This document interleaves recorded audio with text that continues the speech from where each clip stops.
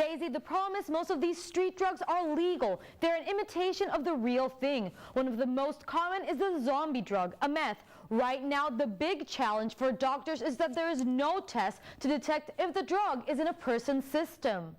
K2, spice, synthetic marijuana, some of the most recent drugs to hit the market and most popular, even if they're just an imitation of the real thing. Drugs that are being most commonly copied or mimicked would be methamphetamine and ecstasy and marijuana. According to the Federal Drug Administration, these drugs are commonly sold in form of white powder, bath salts, and jewelry cleaner to hide their purpose and avoid authorities.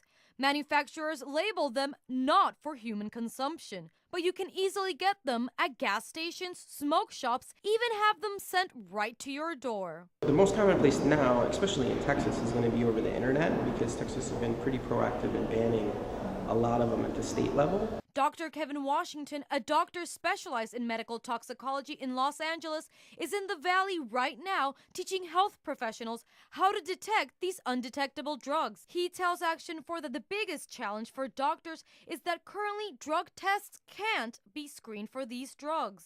The biggest thing is to be aware that they're out there and to understand what they are. And so if you have a child or a patient who you think might be using drugs and they do a drug test and it's negative, doesn't necessarily mean that they're not. Lawmakers have not succeeded in making all synthetic drugs illegal, making it easy for people to get high and get away with it. Well, to skirt legal responsibility. So if you get caught with, say, a methamphetamine-derived drug that's not methamphetamine, there's a good chance it's not scheduled to be a controlled drug, i.e. you can't get in trouble for having it.